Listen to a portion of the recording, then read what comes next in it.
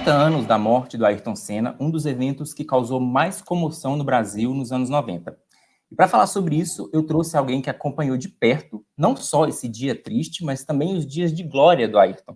O Alex Ruffo é jornalista, cobriu Fórmula 1 por muitos anos e esteve lá no dia da morte do Senna.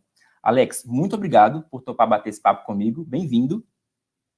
Eu que agradeço, Matheus, um privilégio estar aí com vocês, aí com a turma do Tempo, nesses 30 anos que a gente comemora o dia que Ayrton Senna deixou as pistas. Quando eu falo comemorando, né, não é comemorando a morte, é comemorando a vida.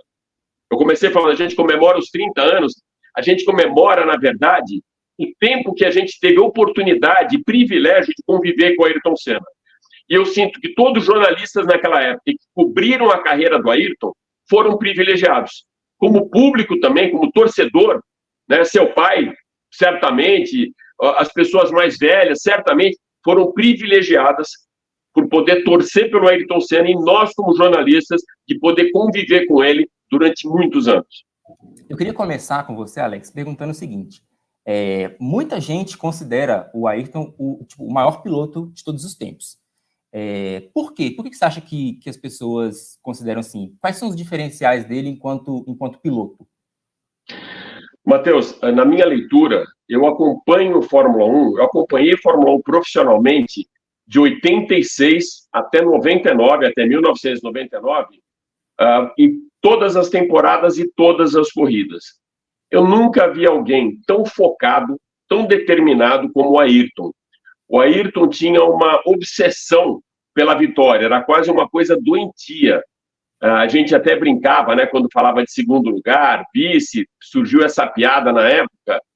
Para ele, na verdade, até para o Nelson Piquet, eles consideravam o segundo lugar o primeiro dos perdedores, né? E era assim que eu via o Ayrton com o carro de corrida. A determinação dele, o foco, mas também a precisão era totalmente fora do normal, era quase uma coisa sobrenatural. Ele era muito focado no carro de corrida, o comprometimento dele com a equipe, com o equipamento, era uma coisa assim que deixava, inclusive, nós jornalistas extremamente impressionados. O Ayrton chegava na pista cedo, se reunia com os mecânicos, fazia reuniões regulares com o chefe de equipe, ele tinha um chefe de equipe que era o Joe Ramírez, um mexicano, que ele tinha uma sintonia muito grande, o chefão dele, isso na época de McLaren, né? O chefão dele, Ron Dennis, para você ter uma ideia de como a equipe era competitiva. Hoje a gente fala muito de Fórmula 1, que são os mesmos vencedores, mas antigamente era assim. Na temporada de 1988 na McLaren, ou seja, no auge da briga dele com o companheiro de equipe dele também, que já era campeão mundial de Fórmula 1, o Alan Prost, a McLaren de 16 etapas do ano, que na verdade eram 16 etapas, venceu 15. 8 vitórias do Ayrton e 7 do Alan Prost. Então, embora existisse essa mesma supremacia que a gente vê hoje, essa coisa meio sazonal de uma equipe ficar vencendo várias temporadas, né? A gente viu isso com a McLaren, a gente viu isso com o Williams, a gente viu isso com a Ferrari na época do Schumacher, a gente viu com o Hamilton na Mercedes, com o Vettel, tetracampeão com a Red Bull, e agora está assistindo isso. Só que a diferença da época do Ayrton era a competitividade. Ele brigava com os caras de altíssimo nível e, desde o começo, não foi com bom equipamento. Eu acho que o cartão de visita dele, Matheus, a gente falando do cara que era focado realmente, foi em 1984, com a Toleman, uma equipe que não fazia parte do time, do grid principal da Fórmula 1, que ele venceu o GP de Mônaco, mas tiraram dele a vitória por conta de uma politicagem. O Jean-Marie Balestre era o presidente, o Alan Prost estava para vencer a corrida, uma corrida de chuva em Mônaco, quando o Ayrton era especialista, ele venceu, mas a pressão que o Jean-Marie Balestre, presidente da FIA, fez com o Jack Hicks, que na época era o diretor de prova, foi tão grande que o Jack Hicks interrompeu a prova por problema de chuva, e valia a prova anterior, ou seja, o Ayrton passou na frente, mas não ficou em primeiro. Mas ali, na verdade, com um carro que não era bom, que era aquela Toleman, eu acho que foi ali que o Ayrton entregou o cartão de visita dele. E assim, sempre dando muita atenção para a gente. Era um cara muito generoso, inclusive de informação. Ele não tinha aquele protocolo, isso não pode falar, isso aqui é em off. O Ayrton abria a boca mesmo e falava até o que não podia falar. Ele não segurava para ele nem o descontentamento que muitas vezes ele tinha com a equipe. Né? Ele não era aquele cara politicamente correto. Essa emoção que o Ayrton passava para a gente, não só para jornalista, mas também para o telespectador, o lado de valorizar a bandeira brasileira, quando ele vencia e levantar a bandeira, dele se emocionar com a vitória, ele se aproximou muito do público do Brasil. A gente não tinha um grande ídolo que tivesse essa aproximação tão grande e que levantava a bandeira do Brasil numa época muito complicada para a gente. 94 foi uma época de crise, de mudanças políticas, e o brasileiro estava ávido por um super-herói. Ele trouxe para dentro da sala do brasileiro vitórias, alegria. Muita gente falava que era até muito ufanismo da parte dele, mas tudo aquilo era sincero. Ele não fazia por marketing.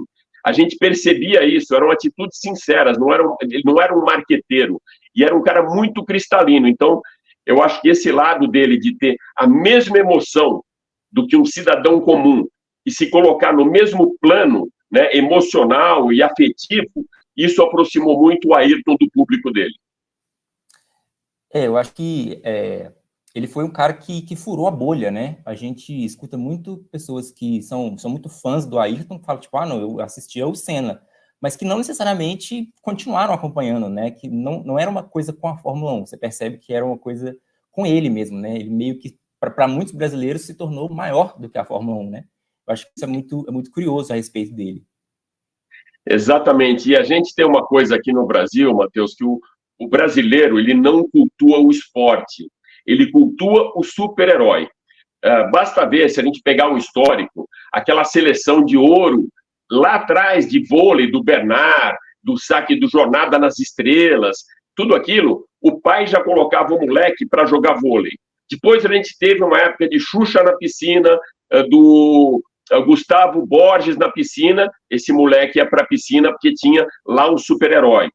Teve o próprio Vanderlei no MMA, o moleque começou já a lutar, ou seja, levar esse cara para a luta porque existia um super-herói. E a gente viu isso em várias situações, no tênis com o Guga, e aí a gente passa a não ter mais esse representante no tênis, aquele que assistia esporte, tinha uma cultura mais plural, ele já se afastava, porque não tinha aquele cara para ele torcer.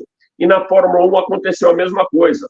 Nós fomos muito mal acostumados desde 1972, com o primeiro título do Emerson. O Emerson venceu a primeira corrida dele em 1970, ou seja, foi um desbravador, foi um pioneiro lá em Watkins Glen, ou seja, foi uma vitória até que marcou muito, porque a primeira vitória do Emerson deu o título póstumo para o Johan Rindt, o companheiro dele da Lotus. Então, ali ele se consagrou como um piloto da Lotus. Em 72, ele venceu o primeiro título com a Lotus.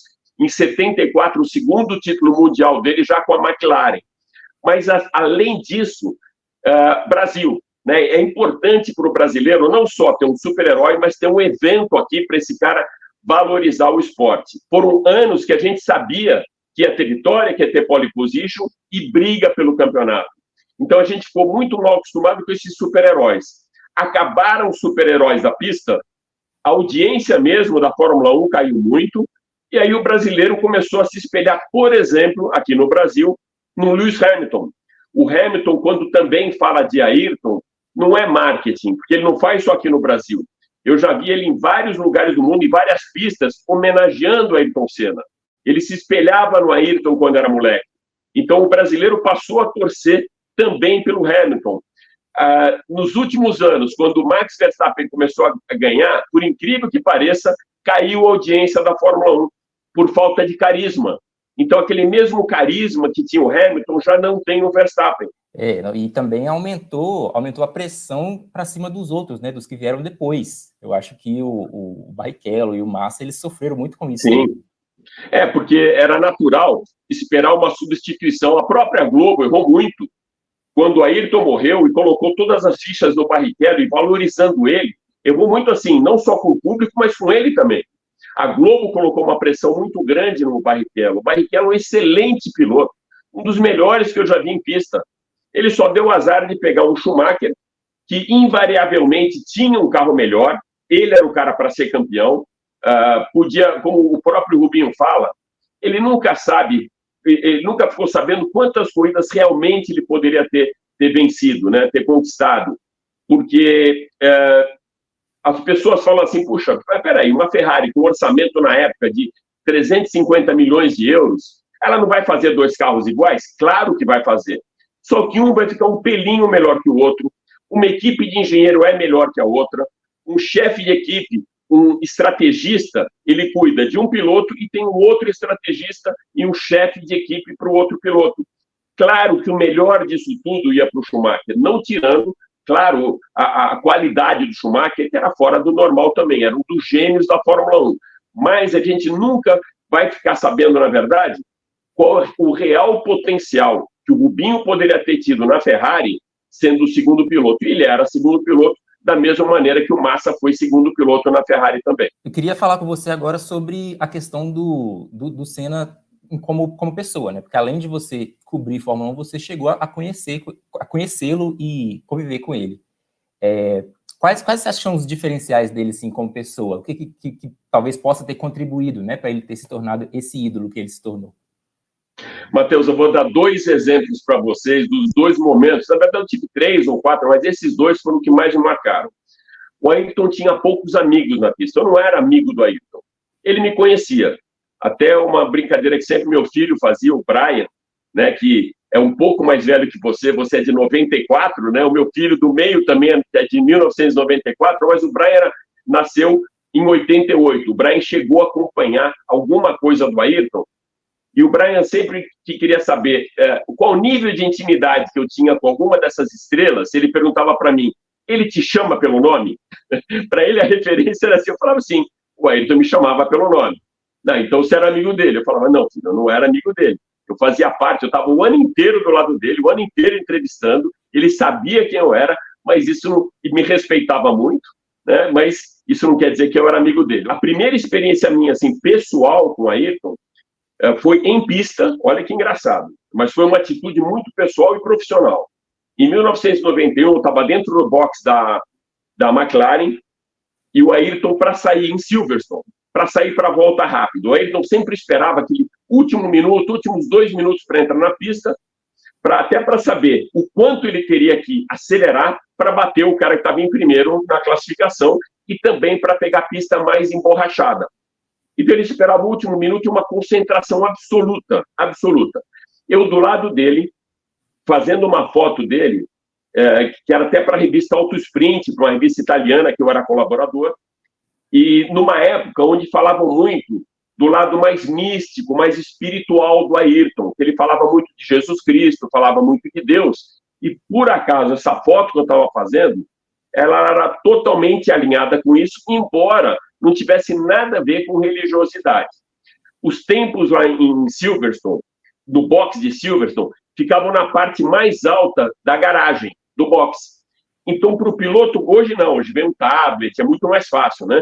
Na época tinha uma TVzinha com os tempos que ficavam passando, eu acho que era da Longines, que fazia essa telemetria, né? Depois o Olivetti, e ele tinha que olhar para cima. Para o piloto olhar para cima, se ele simplesmente levantar a cabeça, o capacete está meio solto, ele vai olhar para o teto do capacete e não vai ter visão. Então, ele tem que empurrar com os 2 dedos o capacete e olhar para cima. De lado, essa foto, parecia que é como se ele estivesse assim. Parecia que o Ayrton estava orando, estava rezando. Então, eu aproveitei aquele momento, fiquei ali do lado, quietinho, antes de ele sair, e comecei a fazer o clique do lado dele, é um palmo da cabeça dele. Um pouco antes de sair, veio um mecânico, a gente usava uma jaqueta, um colete, um número bem atrás, bem grande, que você faz alguma merda na pista, o fiscal de pista não precisa te reconhecer, ele vê o número, anota e te suspende. E eu estava com esse colete de foto, o mecânico veio e me puxou aqui pelo colarinho, para eu sair da equipe. O Ayrton, olhando para frente, olhando os tempos, totalmente focado, ele fez assim com a mão, para o cara, pôs de lado a mão para não me tirar dali. Cara, eu me senti um rei, imagina. Aí eu fiquei impressionado, fiz as fotos, continuei ali, fiquei até mais do que eu devia, né, para tipo, provocar um pouco o mecânico, né, ou seja, Deus tinha falado que eu podia ficar, não era ele que ia me tirar dali. E fiz essas fotos. 2 semanas depois, eu tive a oportunidade de jantar com a Ayrton uma coisa totalmente ocasional. A gente estava em Heidelberg, a corrida de Hockenheim na Alemanha, e Heidelberg era um lugar que a gente ficava hospedado. Todos os pilotos, jornalistas, tal, é a cidade base para a corrida de Hockenheim. Uma cidade maravilhosa, medieval, linda, linda. E o seu Milton, na pista, perguntou para mim e para o Edgar Melo Filho, que era da Rádio Bandeirantes na época, estava junto comigo, pediu uma dica de um lugar para jantar, mas não falou nada do Ayrton. Falou, estou com a Neide aqui, que era esposa dele, mais um casal. Indica para a gente algum lugar que não seja turístico. A gente quer sossego, mas que é um lugar legal. E eu lembrava de um restaurante na praça principal de Heidelberg, bem escondido, você sobe uma escada rolante do lado do McDonald's, turista não vai lá. E na parte de cima ficava essa cantina chamada Damário. O Damário era uma cantina italiana, com um chefe italiano e um dono alemão. E lotava, mas de alemães no final de semana. Não ia torcedor, não ia turista. Então a gente indicou esse restaurante para o seu Milton, pai do Ayrton. Quando chegamos lá, mesmo com reserva, tinha uma mesinha de meio metro quadrado e 2 cadeirinhas para mim e para o Edgar. O lugar estava lotado. Ficamos comendo, né? Daqui a pouco entra o seu Milton, para na nossa mesa com a dona Neide, agradece a indicação, vai para a mesa deles, e junto a viúva do Armando Botelho, o Armando Botelho, empresário do Ayrton, já tinha morrido, foi a viúva, e eu lembro, não tenho quase certeza, mas que o Braguinha estava junto, e foram para lá. Dá uns 10 minutos, chegou o piloto da vez, provavelmente ele estava dirigindo, deixou o pai no restaurante, foi estacionar o carro, era o Ayrton. Eu não tinha visto, ele passou atrás de mim, e me deu aquele tapa na cabeça aqui, eu estava de costas para a porta, lembra aquele pedala Robinho que dava aqui atrás? O Edgar olhou para mim e falou, ele cumprimentou ele, o Ayrton foi embora, falou, cara, mal educado de cumprimentar desse jeito, com um tapa na cabeça. Eu falei, Edgar, esse foi o melhor cumprimento do mundo. Se ele me dá a mão, é um cumprimento de cortesia. Aqui é brother. Você não vai dar um tapa na cabeça de quem você não tem intimidade. Para mim, aquilo foi um prêmio. Continuamos comendo.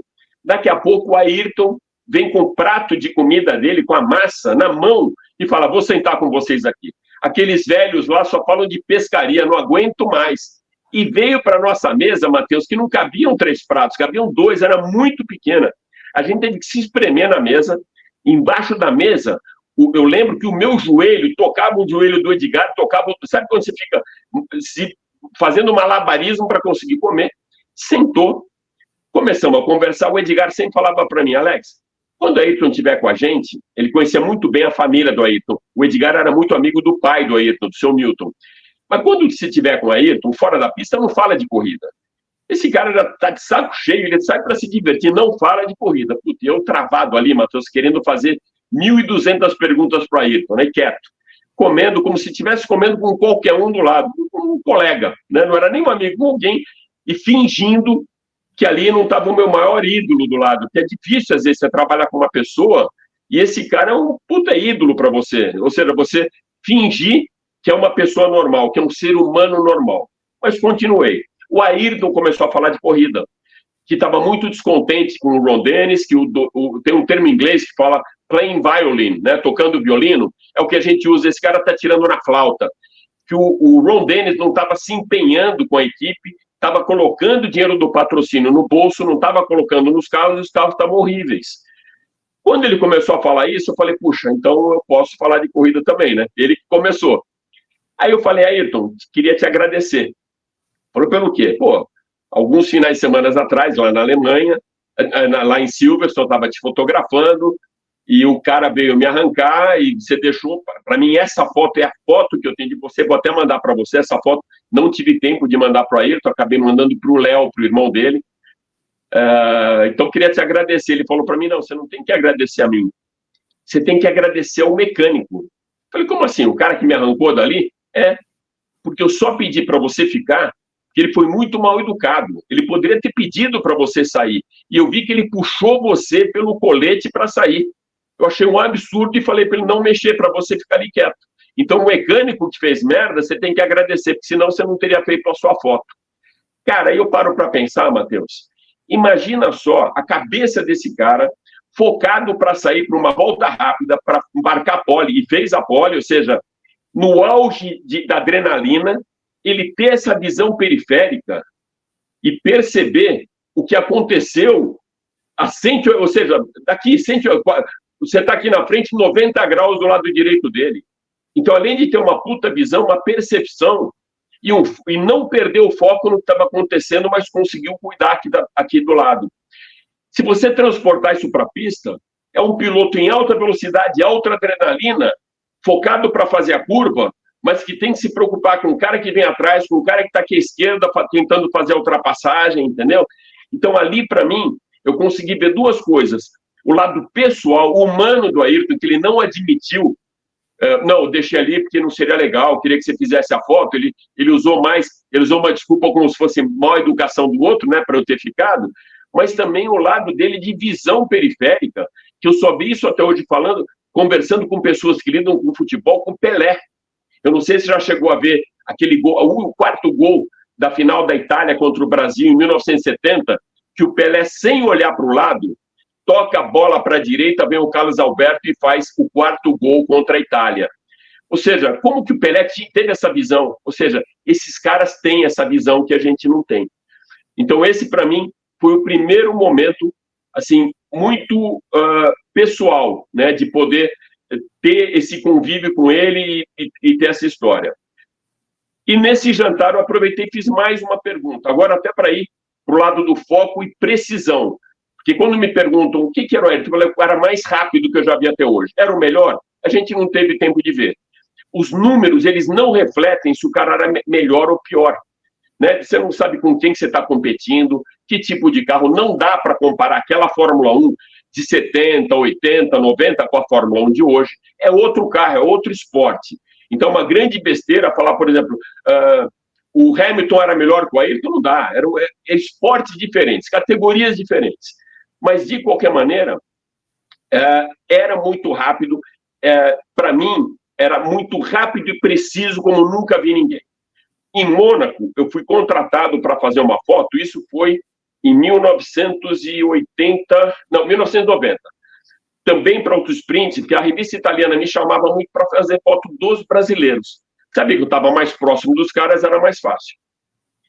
E eu escolhi a segunda perna da piscina de Mônaco, quando entra, sai do túnel, dobra à esquerda, fala dobra à esquerda porque ali é rua mesmo, né? Você faz uma conversão à esquerda e vai para a piscina. Tem a primeira perna, na segunda perna, é uma foto muito clássica, que o carro levanta a roda direita, fica no ar a roda direita, o piloto com a cabeça assim para fazer a tomada, e era essa foto que eu queria fazer do Ayrton. Na época a gente não tinha câmera digital, era câmera por filme, né? Eram 36 cliques que você tinha numa câmera. Ou seja, chamava até 36 poses, né, que você tinha numa câmera. Então eu estava com esse filme só para fazer foto do Ayrton. Começou o treino, ele passou uma vez, passou a segunda e eu estou fotografando ali. Estou fazendo a foto ali. E dali para frente terminei o filme. Esse filme, para ser revelado, como era cromo, cromo é o que a gente conhece como slide, né? Aquele que você olha na luz e você consegue ver a foto, não o negativo, que você não vê nada. Tinha sempre um representante do laboratório de Nice, porque Mônaco não dava para revelar filme assim, não tinha um laboratório profissional. Então tinha um representante desse laboratório de Nice. Na estação de trem a gente levava o filme, esse cara pegava um trem, levava até Nice. No dia seguinte, no mesmo horário, ele estava ali com o filme de todo mundo entregando de volta. Eu, quando peguei, no sábado, o filme, fui para a mesa de luz, lupinha, analisar o filme inteiro, eu vi primeiro cromo, ok, segundo, terceiro, diferente, posições, e do quarto para frente, eu percebi que as fotos estavam exatamente iguais. Na hora eu fiquei até puto, falei, pô, o laboratório errou alguma coisa, duplicou uma foto, mas eu falei, mas como duplicar uma foto? Não foi ampliação, foi revelação. Aí fui olhar com mais atenção. A foto, a partir do quarto clique, estava exatamente igual, mas o fundo que mostrava lá atrás uma arquibancada, as pessoas estavam posicionadas de maneira diferente. Ou seja, o Ayrton passava exatamente no mesmo ponto durante 30 voltas. Não errava. Eu aproveitei esse jantar e perguntei para ele, cara, como que é isso? Contei até essa história que eu estou contando para você, Matheus, contei para ele que no começo eu fiquei chateado com o laboratório, e depois que eu vi que não, que era um louco que passava exatamente no mesmo ponto. Ele falou, Alex, é muito fácil.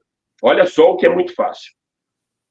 Eu faço a primeira volta em Mônaco, então eu faço uma freada na piscina, onde você estava, depois tem a rascasse, eu entro, freio um pouco mais dentro, aí tem a passagem dos boxes, aí tem a Sandevaux, aí da Sandevaux tem a subida para o cassino, eu faço de outra maneira, sai o cassino, passa no Hotel de Paris, desce, tem a curva Leves, eu faço inteira, contorno à direita, saio no túnel, freada da chicane do túnel, volto, e me falam, enquanto eu estou andando, na telemetria, olha, nessa volta número 1, você fez bem a Rascasse, fez bem a Mirabeau e fez bem a subida para o cassino. Na segunda volta, você já fez bem a volta do Hotel de Paris, a do Hotel Leves e a saída do túnel. Aí eu pego tudo isso que os caras falaram, onde eu andei bem na primeira volta, na segunda e na terceira, e eu coloco tudo isso na quarta. Ou seja, o cara, Matheus, conseguia editar na cabeça dele os melhores momentos e lembrar, na hora que ele vai acelerar forte para marcar tempo, que a primeira volta, a dele foi mais rápido, quando ele andou daquele jeito na Mirabeau e na Leves, e foi na segunda volta, que ele, na saída do túnel, cara, como que o cara vai lembrar como ele fez a segunda volta? Como que ele vai lembrar como foi a terceira volta na saída, na entrada do túnel? Então, isso, para mim, é o gênio.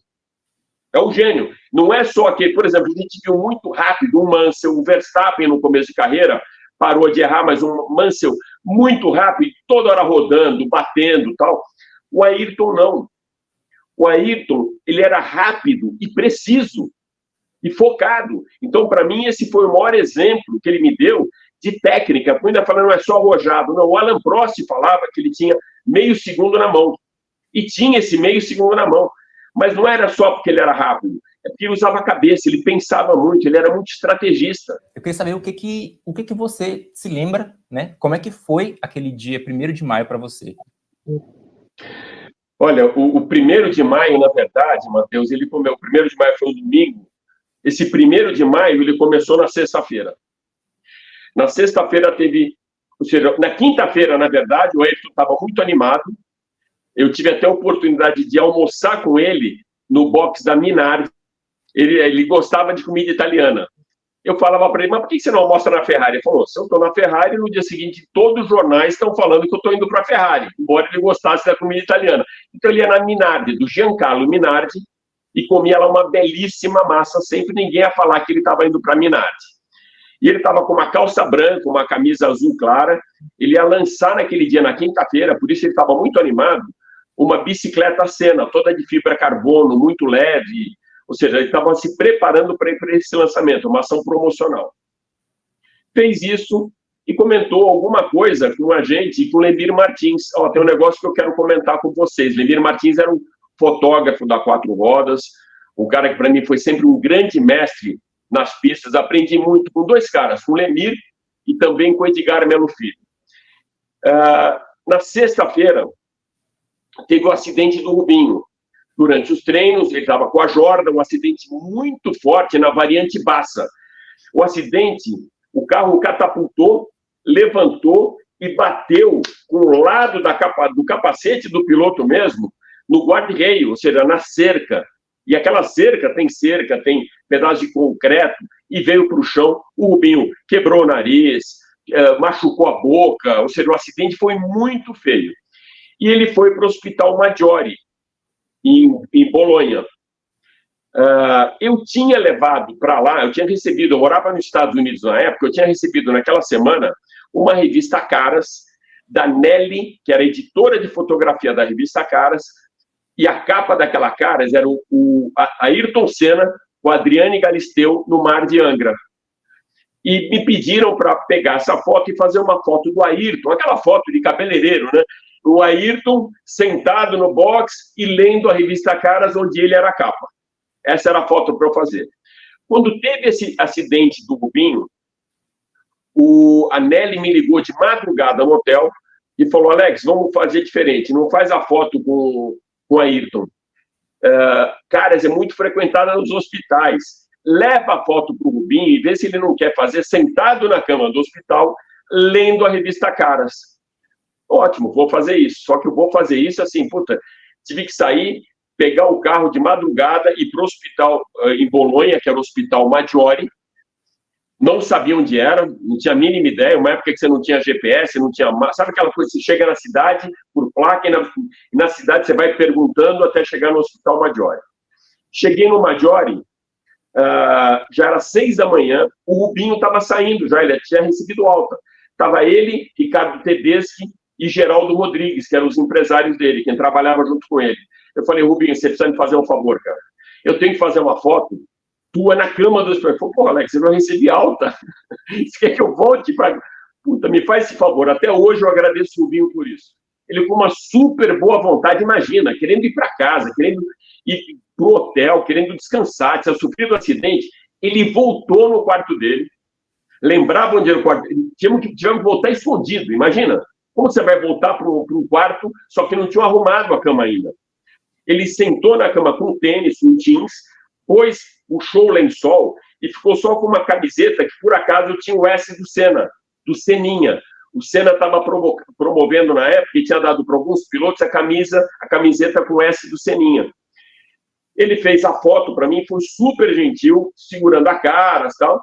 Saímos, fomos embora. A hora que eu estou saindo do hospital, eu virei para trás e fiz a foto do hospital para mandar para Caras, para ter a foto contextualizar, né, Matheus? A foto do Rubinho na cama e depois a foto do Hospital Maggiore. Fui voando, peguei o carro e continuei. Fui para Milão, que a gente mandava filme, não era digitalmente, não era por internet, através de um comandante da Varig. Já tinha um funcionário da Editora Abril no dia seguinte esperando esse filme meu, para a cara sair na terça-feira, tinha que rodar na segunda-feira essa foto. Quando eu volto para a pista, tinha acabado de morrer o Roland Ratzenberger, o austríaco. Ele bateu o carro na curva Gilles Villeneuve, um pouquinho antes da Tosa, ou seja, você tem a largada, aí você tem a Tamburello, lá na frente tem a Villeneuve e tem a Tosa, que é quase um grampo. Ele morreu na Villeneuve. Todo mundo na sala de imprensa, assim, muito mal.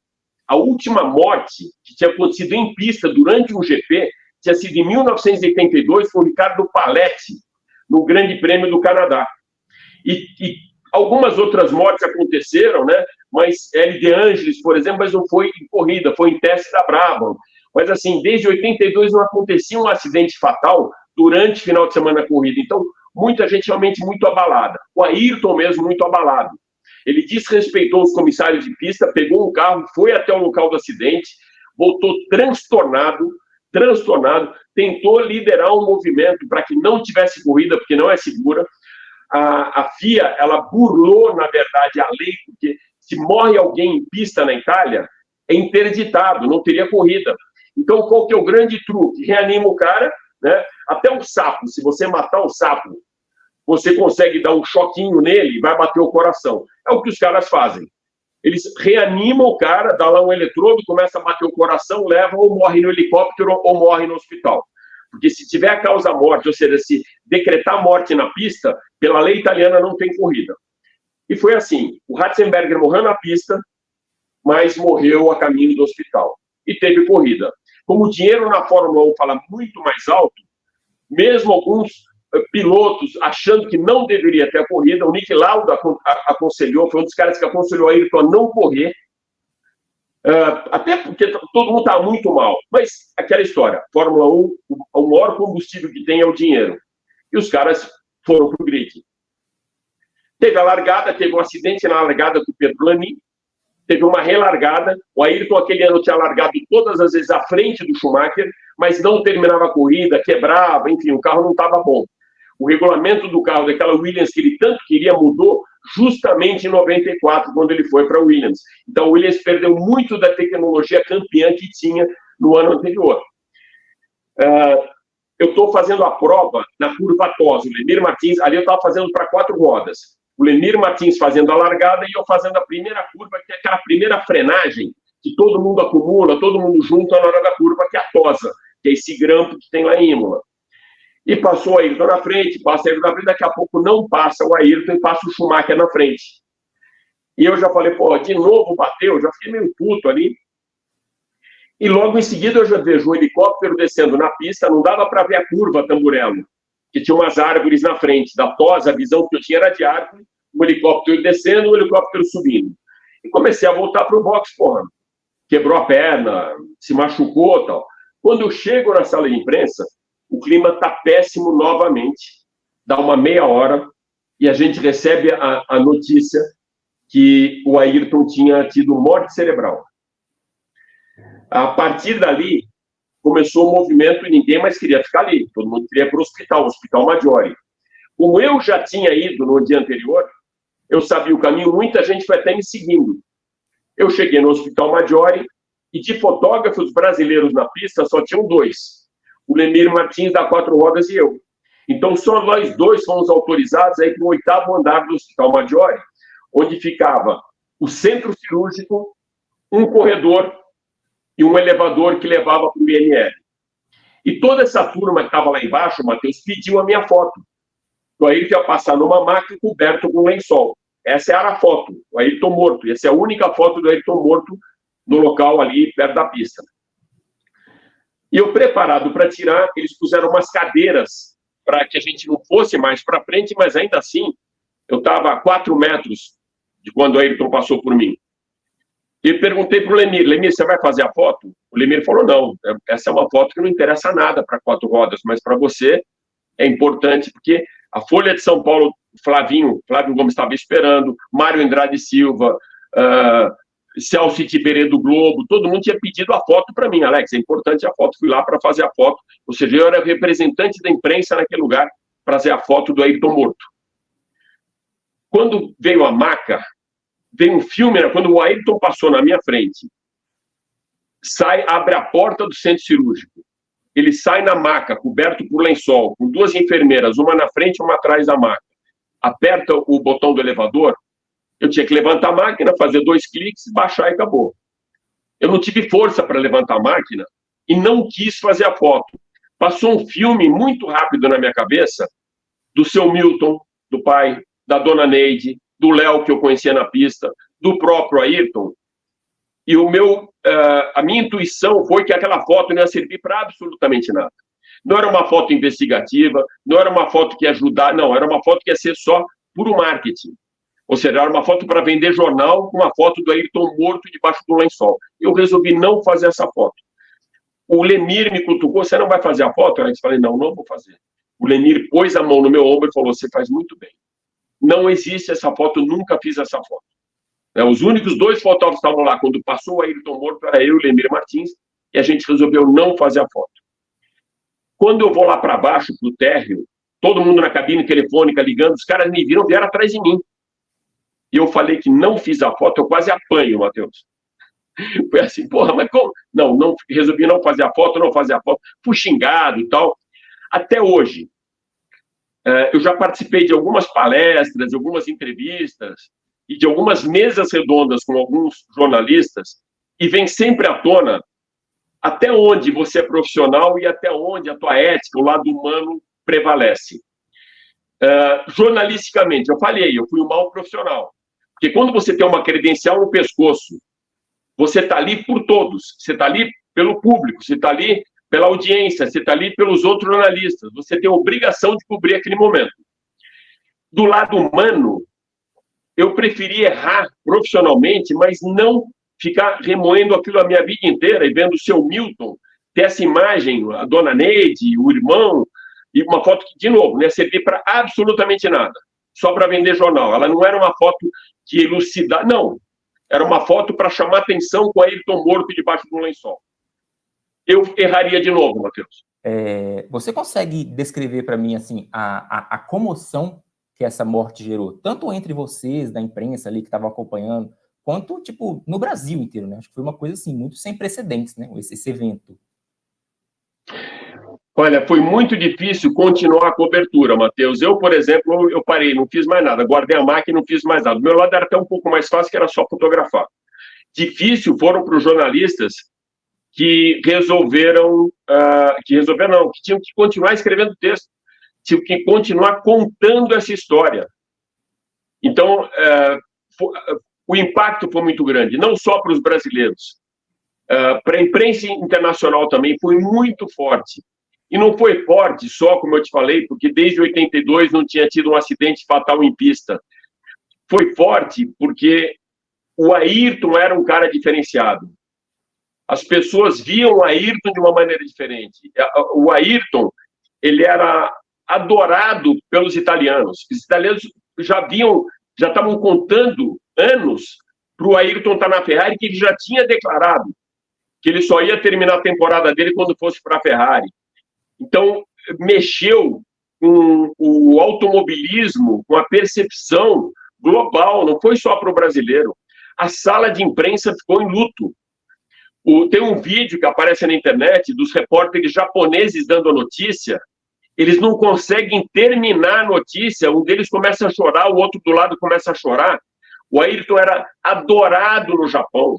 Adoravam o Ayrton. Eu nunca vi um lugar vender tanta coisa de Ayrton até hoje, como no Japão. No Japão, você vai hoje, como eu fui para o Mundial de Rally, fui para provas depois da Fórmula Indy, ou para a Fórmula 1 hoje, você continua vendo a maior venda que tem é de bonés do Ayrton, fotos do Ayrton e aquele adesivo com o capacete do Ayrton.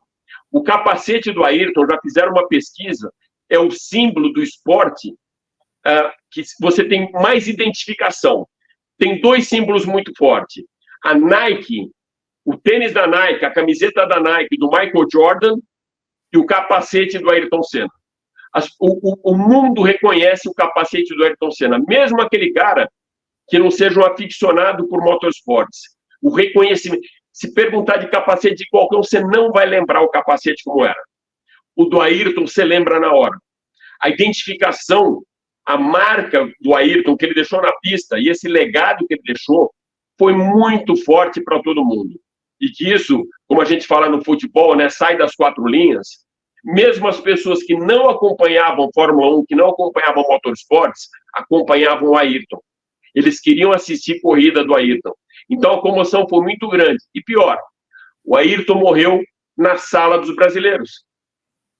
As pessoas estavam na sala assistindo a corrida e assistiram uma morte ao vivo do maior ídolo no momento. Então isso foi muito complicado. Ou seja, a gente perdeu aquela referência do super-herói e teve um luto imediato, né, pela morte do, então, nosso maior ídolo aqui no Brasil. Então, a comoção não foi só do Brasil, Matheus. Na sala de imprensa a gente viu isso, nas corridas seguintes a gente via isso, não falavam outra coisa, vinham perguntar para a gente como tinha sido no Brasil, como que a gente entendia, vinham dar abraço na gente, tapa, tipo assim, pô, vai ficar tudo bem, entendeu? Como se fosse um membro da nossa família. Isso é imprensa internacional. Então, eu nunca tinha visto, nunca vi uma comoção tão grande, a morte de um atleta como teve do Ayrton. Eu queria falar um pouco sobre assim, os pontos altos da carreira dele. Assim. Você consegue fazer tipo um top 3 para mim? Consigo. Para mim, claro, a primeira vitória do Ayrton em Estoril, com a Lotus preta, aquela Lotus que ficou marcada para a gente também, até hoje, associa-se muito a imagem do Ayrton, aquela Lotus preta com John Player Special em Estoril. Para mim, esse foi a primeira vitória do Brasil, que ele perseguia muito tempo em Interlagos, quando ele ficou só com a quinta marcha, e heroicamente, né, ele segurou o Ricardo Patrese na Williams, muito difícil, saiu do carro com espasmo muscular e vai para o pódio, mal consegue erguer o troféu. Para mim, essa foi outra. E a outra, para mim, é o primeiro título dele mundial em 88, porque a gente vinha de um título do Piquet em 87, e aí foi como se tivesse uma retomada para a gente de mais um campeão na pista, e o Ayrton perseguindo isso desde 84. Então, para mim, assim, lembrar 3 foram esses, né?